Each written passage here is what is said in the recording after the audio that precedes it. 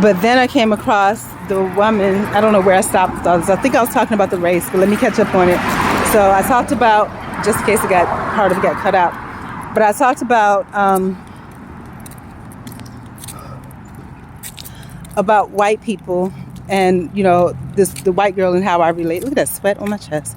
White girl and how I related to her in that, she gave me the power of authority just because of my age, and that's the only reason. She saw a middle-aged older woman. She didn't look at race. She didn't look at any of that. And she was giving an explanation of why she was crossing this thing. She didn't have to give me an explanation, but she did.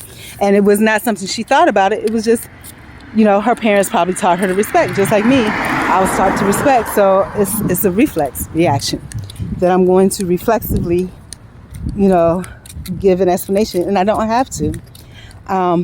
And that's when, and then I talked about seeing the truck with Willoughby, and what that really means is that, no, none of my relatives own that, but my relative slave owners do, so all of those things. And then coming into the Walmart parking lot, and then the elderly white man with his brand new truck, damn near wrecking his truck and hitting me, and willing to lie because he was talking about stuff that didn't have anything to do with anything, and went into how he used to own us.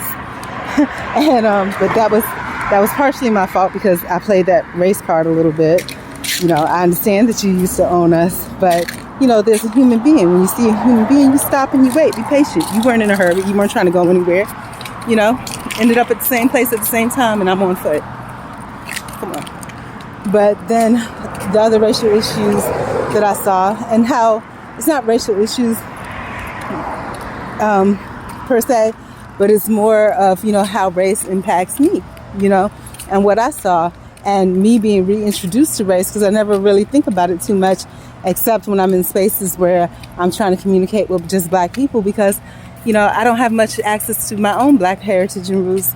And so I try, but Black folks ain't really feeling me, and that's the truth. And I'm not really feeling a lot of what I see, but hope will beyond all hopes, the type of Black people that I like will communicate with me. But that doesn't happen because I'm not the type that they like, because, again, I appear as indigent, homeless, and look like I don't care about myself, which is not necessarily true, right? But it is what it is, what's good for the goose is good for the gander. I have opinions of other people too, so of course people can have opinions of me and base their boundaries on that. So there you go. But see, that's maturity. That's emotional intelligence. Tip for tat. Understanding your viewpoint and the viewpoint of others. But with that, I saw the Black woman, and she represented, and my life is so weird lately, she represented, if I had the means and resources and I could just be wild and free, what I would do. Dressed up in some costume, have a touch of oomph to it, and that's it, right?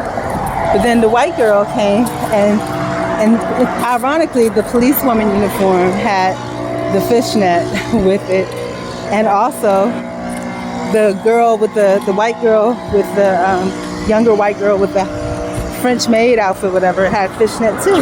And she had fishnet, and it was on her top body, but her whole breasts were exposed, yeah. So there's that. And I'm walking past this building again that reminds me of all those countless Craigslist jobs that I had.